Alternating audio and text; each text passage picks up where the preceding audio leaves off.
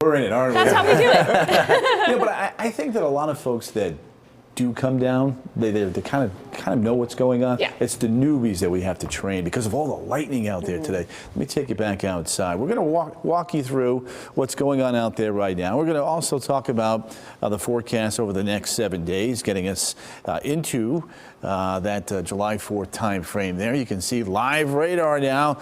Lightning here, last 15 to 20 minutes, significantly coming down the eastern Marion on into Lake, northwestern Volusia County.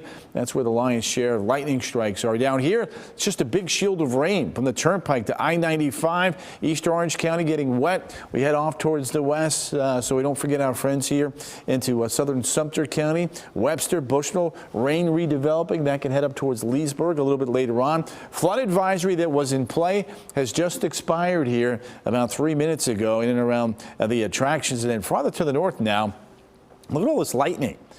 Eastern Marion County up towards the Ocala National Forest, Astor, Paisley. This is all going to lift up towards the northwest side of Daytona Beach. You're likely to get back into this. There was some broad rotation here earlier. We're not seeing that now, so that tells us at least the overall trend with that clusters of storms there is showing signs of weakening. Still have a flood advisory here for Marion County until 8:30. But look at along 40, US 19, 1792. A lot of moderate to heavy rain here. It's all just gradually lifting up towards the north, the land back towards the Leon Springs. The rain is coming at you, and it's in no rush to leave. We've had multiple wind reports today in that 40 to 50 plus mile an hour range. Sanford Airport there, close to 60 miles an hour. A lot of lightning here.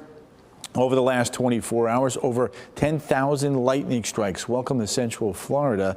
Let's take a look now at Futurecast here. It does a good job of lifting everything to the north and the east, but I think it's a little bit underdone, and there may be some lingering action there back towards Wildwood and into southern Marion County as we get deeper into the evening. There is a launch tonight after midnight. All the energy should have departed by then. There may be some lingering clouds. We'll watch that. Saturday, though, on into Sunday, you can see a broad southeasterly and southwesterly flow, getting the sea breezes going there off of the Gulf and off of the tropical Atlantic. And so the weekend planner, we're going to keep the coverage of showers and storms quite high at about 70%. Normal temperatures about 92 to 93. We generally run right about 91. Even at the beaches there, if you're going there, get there early because the storms will start kicking on in after about 2 to 3 o'clock. Overall, though, these are not numbers we're not accustomed to here over the next 5 days, although they start to branch up a little bit there by Wednesday, Thursday, and next Friday for the long holiday weekend. Daytona Beach tomorrow, middle 80s. Get there early. Storms will start kicking in 2, 3 o'clock. Low tide is at the morning. That's when the rip currents will be at their greatest. And we're watching a little feature here now.